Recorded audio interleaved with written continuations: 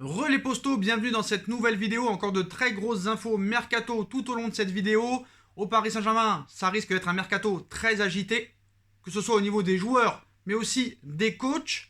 Le dossier Messi-Mbappé continue, mais on parle d'abord de la victoire de l'équipe de France ce soir face au Pays de Galles pour ce premier match de préparation. Victoire assez facile, 3-0. Les Gallois qui se sont retrouvés très rapidement à 10 après ce penalty raté de Karim Benzema. Pour son retour en sélection, Karim Benzema n'a pas marqué alors qu'il a raté un penalty, il aurait pu marquer.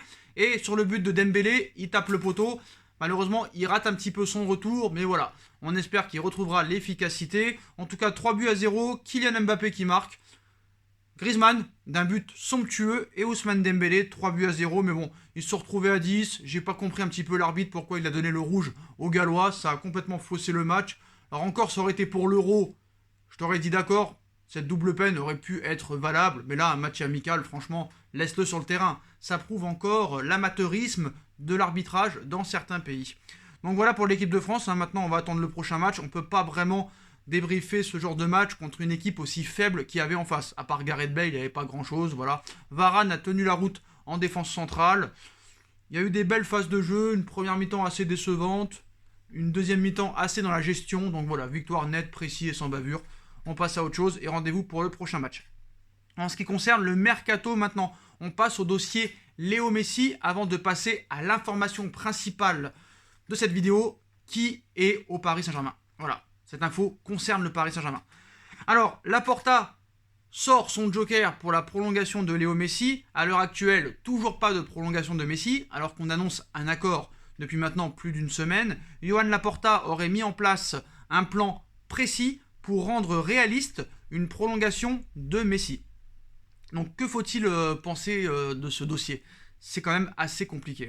Voilà. Selon les informations d'Oka Dario, Laporta aurait mis en place une opération de rapprochement avec l'équipementier Nike pour boucler l'opération et la prolongation de Léo Messi. Une offre combinée du club Blaugrana et de l'entreprise américaine de Nike serait en préparation pour que Messi finisse sa carrière à Barcelone avant de devenir l'égérie de la marque avec une gamme personnalisée une fois qu'il aura raccroché les crampons. Donc ça peut être une réflexion assez logique.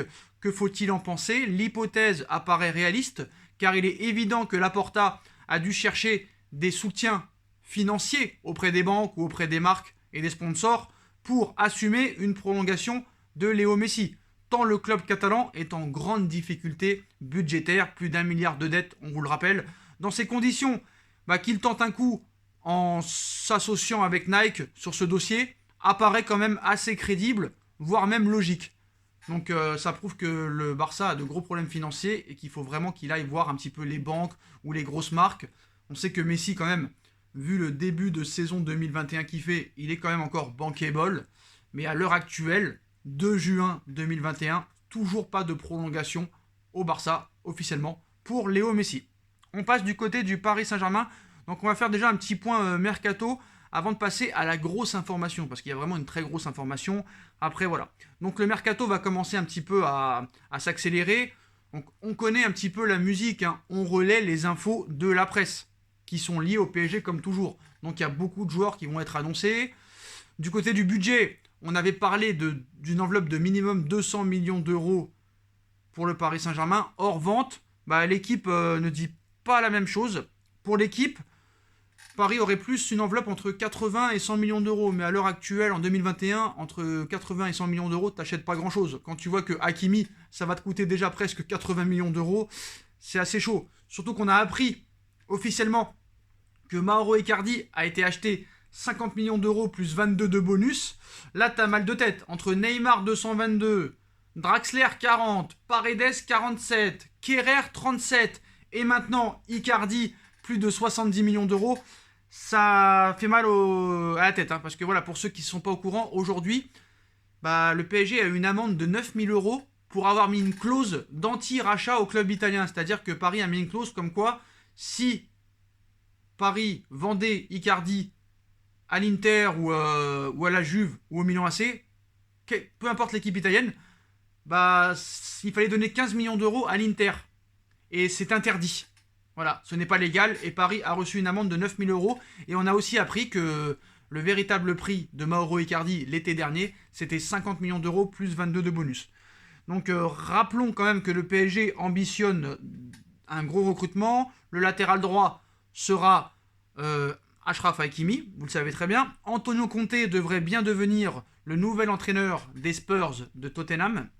Les Spurs ont poussé pour faire venir Mauricio Pochettino, mais le PSG s'est battu pour le conserver. Pourquoi? On ne sait pas, surtout après l'information qui va être divulguée dans les prochaines minutes.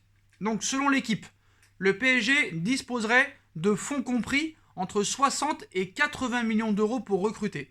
Dans le même temps, il devrait aussi vendre pour 80 à 100 millions d'euros. Alors moi, pas de problème, je veux bien. Mais tu vas vendre 80 millions d'euros qui? Bakker? Kerrer? Kurzawa? Dagba? Je pense pas que ça vaut 80 millions, même tous en même temps. Donc il va y avoir une grosse vente. Est-ce que ça va être Icardi? Est-ce que ça va être peut-être Rafinha? Que Pochettino ne veut pas.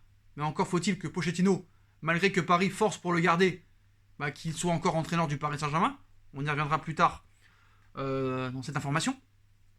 Donc pour moi, cette information, surtout que le club terminera la saison 2020-2021 avec plus de 100 millions d'euros de pertes, manque à gagner de plus de 120 millions d'euros à cause du huis clos, donc absence de billetterie. C'est quand même à prendre avec des pincettes pour plusieurs raisons. Déjà, Nasser a annoncé que le PSG serait ambitieux financièrement cet été. Et certaines sources parlent d'un budget conséquent à 1 an de la Coupe du Monde au Qatar 2022 et cette ambition de gagner la Ligue des Champions avant le début de cette Coupe du Monde au Qatar 2022 et aussi la dissolution du fair play financier provisoirement. Donc voilà, je pense que l'équipe a dit un petit peu de bêtises parce que je pense pas qu'il y aura 100 millions d'euros de vente. Même 80, ça risque d'être quand même assez compliqué. À moins que vraiment que tu fasses une très grosse vente du style Neymar qui vient de prolonger, mais je pense pas. Mbappé, mais ils veulent le garder à tout prix. On en reviendra plus tard dans la vidéo. Ou peut-être Icardi. C'est vraiment les joueurs bankable. Ou Marco Verratti, mais je pense pas qu'ils veulent s'en séparer. On verra bien. Oui, petite stat pour ce soir. Benzema vient de rater les 3 derniers pénaltys avec l'équipe de France. Ces 3 derniers pénaltys, il les a ratés avec l'équipe de France. À 22 ans, Kylian Mbappé est déjà à 17 buts inscrits en équipe de France. Donc c'est quand même pas rien. Donc on vous l'a dit, 50 millions d'euros plus 22 de bonus pour Icardi. Donc concernant une sanction pour l'Inter, les précédents cas similaires conduisent à penser qu'ils devraient eux aussi se voir infliger une petite amende, comme le Paris Saint-Germain, par la FIFA, parce que le PSG a été sanctionné par la FIFA vis-à-vis du transfert de Mauro Icardi en 2019 et non par l'UEFA, c'est la FIFA. Maintenant, il n'y a pas de proposition du Paris Saint-Germain pour signer Moïse Kean contre 40 ou 45 millions d'euros. Pour l'instant, c'est pas bon. Le PSG discute d'un éventuel autre prêt pour une saison supplémentaire. Donc voilà, maintenant c'est à Everton de décider ou non s'ils sont prêts à prêter une nouvelle fois Moïse Kean, qui sera toujours bankable pour Everton, donc qu'il ne se fasse pas de soucis. C'est Paris qui prend en charge le salaire complet, donc ils ne prennent pas de risque à le prêter. Donc comme vous le savez, pour Hakimi, ça va se faire dans les prochains jours. Le problème, c'est pour le montant du transfert. Le PSG veut mettre 60 millions d'euros. L'Inter veut au moins 80. Il négocie, mais ça devrait arriver à 70 plus quelques bonus. Voilà, l'Inter n'aura pas d'autre choix que de céder. Donc, en parlant de Leonardo, la position de Leonardo serait questionnée. Plusieurs sources indiquent que le Qatar pourrait le remplacer, notamment en raison de sa relation qui s'est un petit peu envenimée avec l'entraîneur du PSG, Pochettino. Pour l'heure, aucune décision définitive. Il y a un problème. Il y a vraiment un problème avec Doha parce que là, tu es en train de nous expliquer que tu veux virer Leonardo, le directeur sportif du Paris Saint-Germain, un gars qui défend le club bec et ongle devant la presse et pour faire des recrutements assez cohérents, et tu veux garder un coach qui est à peine arrivé depuis 6 mois et qui veut déjà partir. Alors certes, il a été capitaine du Paris Saint-Germain entre 2001 et 2003 en tant que joueur, mais le gars vient à peine d'arriver. 3 semaines après, il fait une interview à As en disant qu'il rêve d'entraîner le Real Madrid. C'est bizarre, personne rêve d'entraîner le Paris Saint-Germain. Alors je comprends que la Ligue 1 soit faible, mais à un moment donné, j'en ai marre que tout le monde ne respecte pas ce club. Respectez un minimum le Paris Saint-Germain, qui fait partie maintenant, que vous le vouliez ou non, qui fait partie des 4 meilleurs clubs d'Europe à l'heure actuelle. Et les 2 dernières années, avec cette finale perdue contre le Bayern et cette demi-finale cette année, prouvent que Paris maintenant fait partie des 4 meilleurs clubs d'Europe. Donc respectez un petit peu le Paris Saint-Germain. Hein, parce qu'à un moment, il y en a marre. Voilà, il y en a marre. Faut qu'il respecte un petit peu. Donc Leonardo a trouvé un accord avec Mino Raiola pour recruter Donnarumma au PSG. Le PSG l'enverrait alors en prêt pendant 1 an afin que Keylor Navas dispute la saison prochaine tranquillement. Voilà. Donc voilà un petit peu pour les infos. Hein. Conte est en train de devenir le favori pour prendre le poste à Tottenham. Tottenham veut réunir Antonio Conte et Paratici, l'ancien directeur sportif de la Juve. Avec le premier, écart de 3 millions entre l'offre des Spurs et ce que demande l'Italien.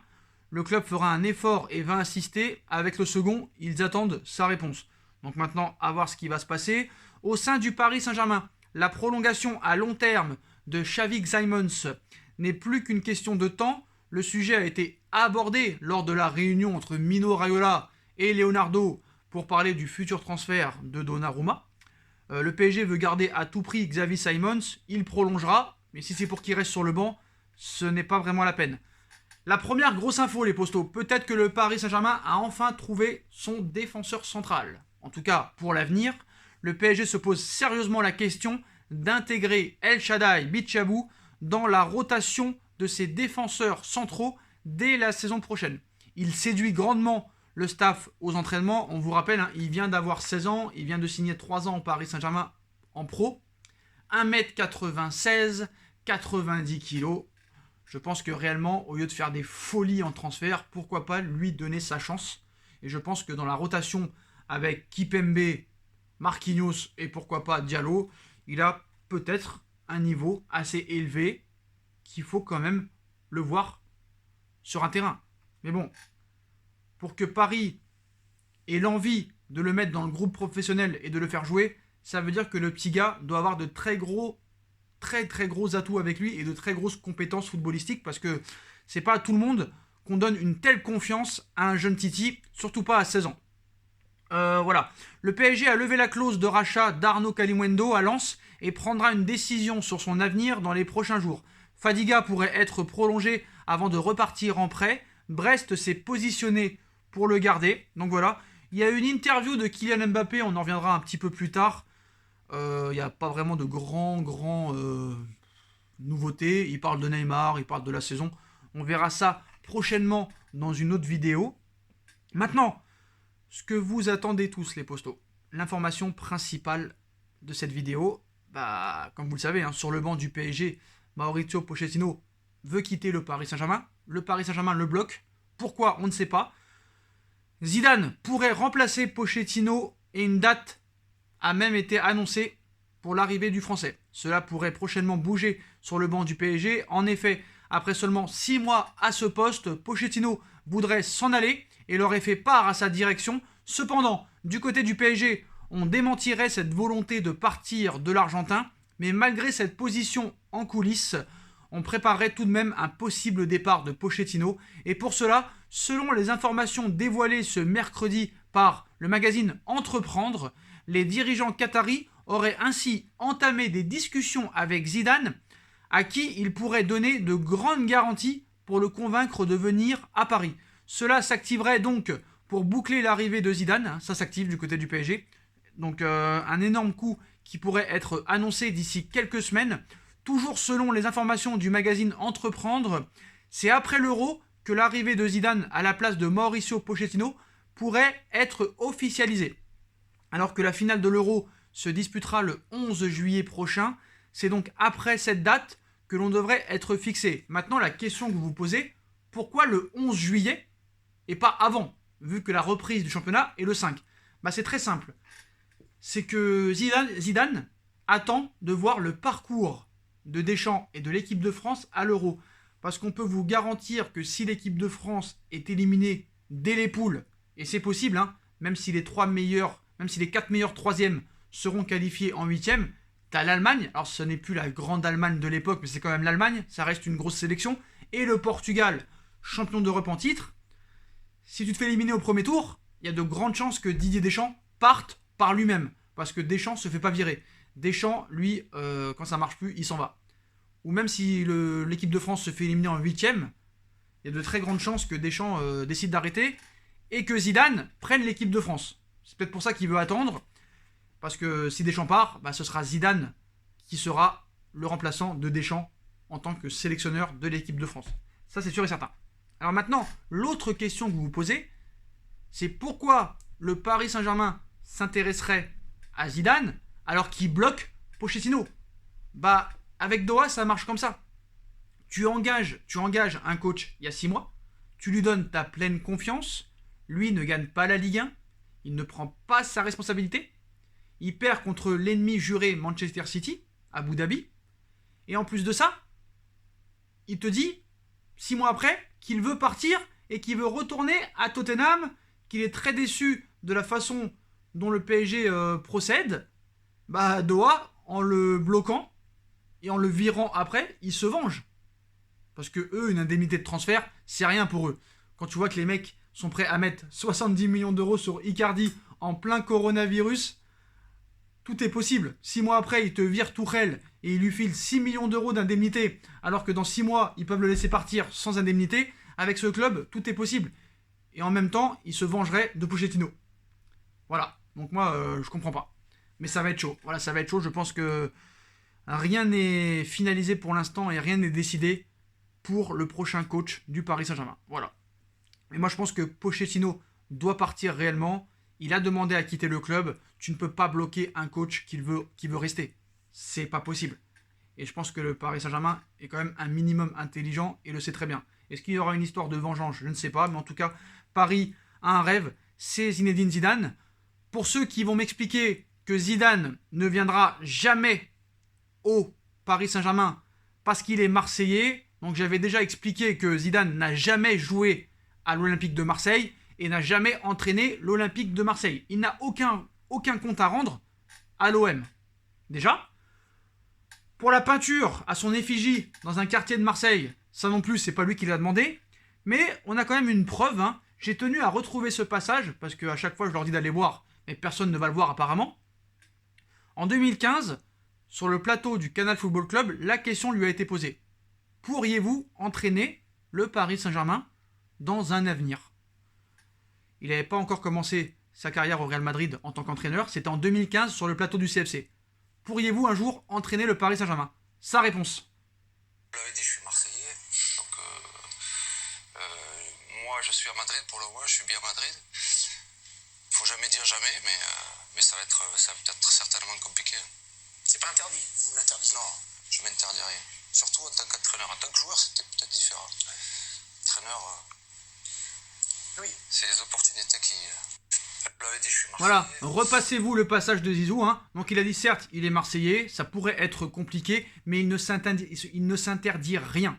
Voilà, il ne s'interdit rien, surtout en tant qu'entraîneur. En tant que joueur, ça aurait été plus compliqué, mais en tant qu'entraîneur, c'est les opportunités qui décident. Donc voilà, il a dit qu'il ne s'interdisait rien et que c'était possible. Donc voilà, c'était il y a 6 ans dans le Canal Football Club. La vidéo est disponible sur YouTube. Vous pourrez la trouver assez facilement si vous tapez Zidane CFC 2015. Et maintenant, qui dit Zidane au PSG dit avenir de Kylian Mbappé tracé. En tout cas, on l'espère. La prolongation de Mbappé pourrait être débloquée très rapidement si jamais Zidane venait au Real Madrid. Alors que le prochain entraîneur du PSG pourrait se nommer Zinedine Zidane. Cela pourrait bien peser dans la balance pour l'avenir de Kylian Mbappé.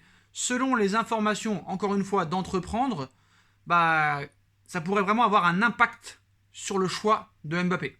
Ce dernier souhaitait en effet principalement rejoindre le Real Madrid pour jouer sous les ordres de Zizou. Et s'il en avait finalement la possibilité de le faire, mais sous le maillot du Paris Saint-Germain, ça changerait tous les posteaux. Voilà. En tout cas, c'est les infos des médias. Donc si vous voulez insulter quelqu'un, c'est les médias qui font insulter. Voilà, parce qu'on relaie les infos des médias. Comme d'habitude, si vous avez kiffé la vidéo, on bombarde la barre de like. On like, on partage, on commente, on s'abonne, on active la petite cloche pour être tenu au courant des vidéos qui vont sortir. On me rejoint sur mon Instagram, SBFootNews, en masse les postos si vous voulez les infos. 24 heures sur 24, 7 jours sur 7, sur l'actualité du mercato, du football et du Paris Saint-Germain. Ma cagnotte PayPal est disponible en lien en description si vous voulez participer à faire évoluer la chaîne. À côté de tous mes réseaux sociaux, ma deuxième chaîne YouTube, No Feeling des postos, et peut-être qu'une troisième chaîne dans un mois sera ouverte. parce que la première est un petit peu en danger. Voilà, on va pas se mentir, elle peut sauter à tout moment. C'est comme ça, c'est la vie. Et voilà, il y aura une troisième chaîne de remplacement, donc on vous préviendra sur mes réseaux sociaux, mais aussi sur mes vidéos, pour vous dire que quand elle va exister, comment elle va s'appeler, et on vous mettra les liens en description, donc soyez prêts. Et nous on se retrouve très vite pour une nouvelle vidéo les postos. À très bientôt. Tchuss.